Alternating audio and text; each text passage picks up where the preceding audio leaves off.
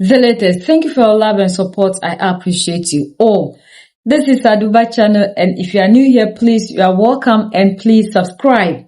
Make sure you really share this video. I want my South African friends and brothers to see this. Watch this video. Almost 100 million people in South Africa. Okay, so what is the GDP of South Africa? It's more than billions of rands. I'm saying if this government, if these people of South Africa come together, this country can afford to give each and every South African 1 million rand a year for the rest of their lives. You think they're wise? You are a mobile man. This is the video I will show my children to teach them about the importance of education. Bro, that's not how math works. Listen, choose who you follow. Choose who you want to lead you, because they could lead you to high mountains or into a ditch. It's sad that these are the people that you have followed to show you the way of making your lives better. You're fighting about breadcrumbs when you have a whole loaf of bread in the country. Breadcrumb. Bro, you're talking about breadcrumb. You're fighting that your African brothers and sisters are sharing in the breadcrumb when you are supposed to own the bread. What are you talking about? I'm not telling you to do anything, but maybe ask for at least 50% of the bread and stop thinking so low that all you deserve, what you have to fight for, is the breadcrumb. I'm sure you've heard this a million times, but just as a reminder, Haile Selassie, the Ethiopian emperor, trained Madiba to work on revolution and set South Africans free from what has been holding them down. Who trained Mandela? Emperor Haile Selassie, the reactionary, trained Mandela, the revolutionary.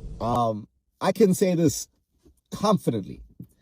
Rather than trying to get Ethiopians out of the country, you might want to sit down and learn from them on how to become free, how to develop and grow better.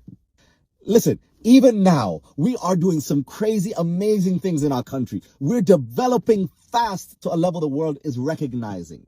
So, just as an idea, we can still train your people on how to make your countries better. Is our country perfect? No. We have our issues. We have our conflicts. We have our challenges. But we are still growing as a people. And so my advice to my South African brothers and sisters, and this does not mean to all South Africans, because not all South Africans follow this kind of nonsense that some are going out on the streets and doing. So yeah, let's educate. So my advice is, I think we should sit down and work on how you can stop fighting on breadcrumbs, but rather demand and request for your share of the actual bread. Foreigners must go. Foreigners are taking our jobs. Which jobs? Which jobs? Oh, are you talking about the small businesses that our fellow African brothers and sisters from Nigeria, Zimbabwe, Cameroon, Ethiopia, Malawi, are you talking about those small businesses that they open to provide value to this economy, to feed their families? Are you talking about those jobs? Okay. Why are you guys not protesting in areas like Sandton, Sunning Hill, Melrose, where the real economic power sits? Because you know you cannot get access to such areas.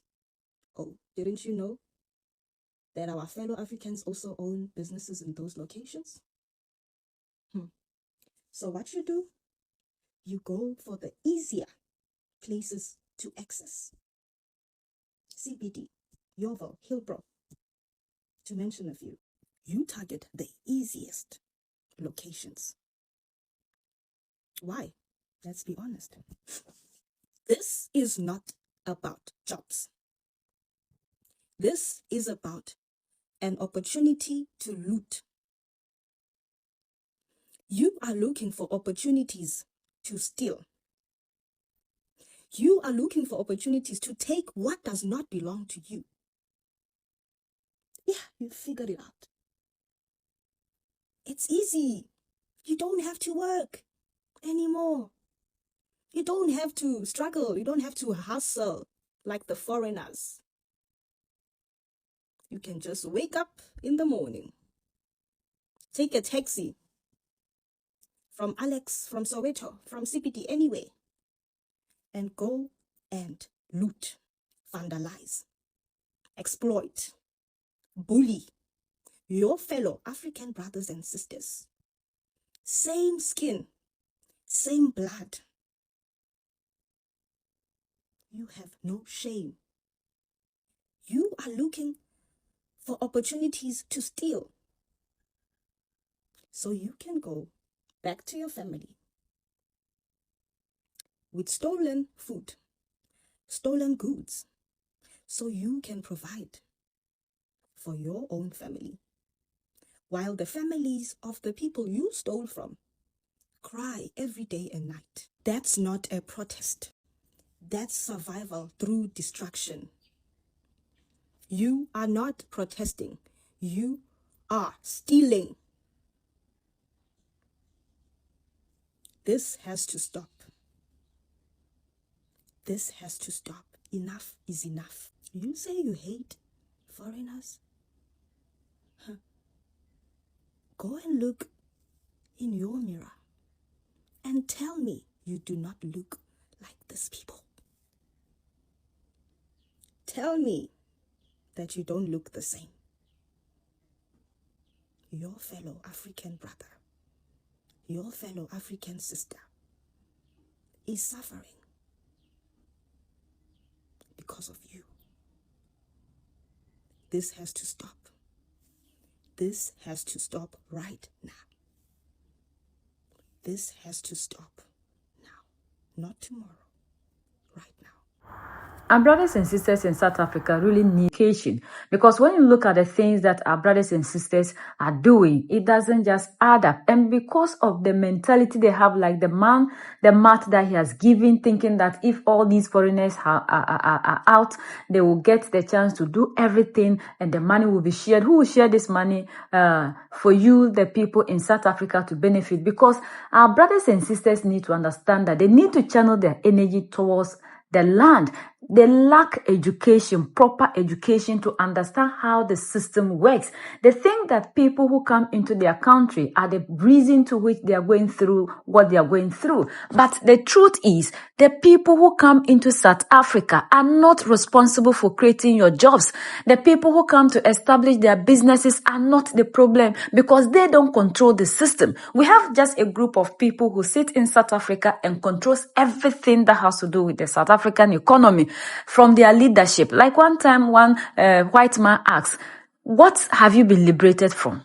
We are talking about economic liberation. We do not have it. When we talk about political liberation, we don't have it. They only deceive us. At the end of the day, we go and queue just once in 4 or 5 years, and we think that we have elected the people. And when our brothers and sisters need to channel their energy towards the people who are responsible for making sure the things that are happening in the country are going on well, they rather try to impose their anger on people who are only in South Africa to also find a living. So our brothers and sisters in South Africa, and this also goes to all of us in Africa, for us to understand that we are not a problem of our own selves. The system that was imposed on us by the colonizer, these people left in shadows. They are still operating in Africa, but a lot of us don't know, because we believe that we are free. The chains are no longer in our physical body, but mentally these chains are there, and that is the reason to which you allow the people who controls everything in South Africa to be targeting your brothers and sisters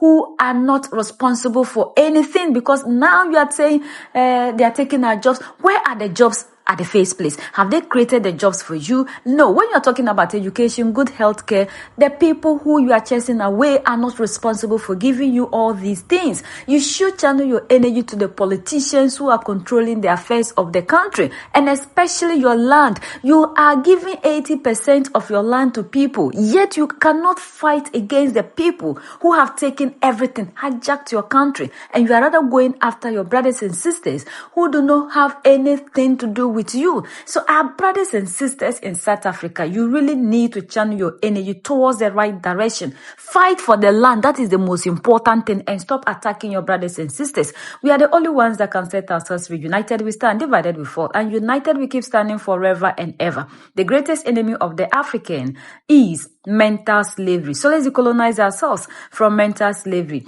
So that's the latest around the world in Africa and in South Africa.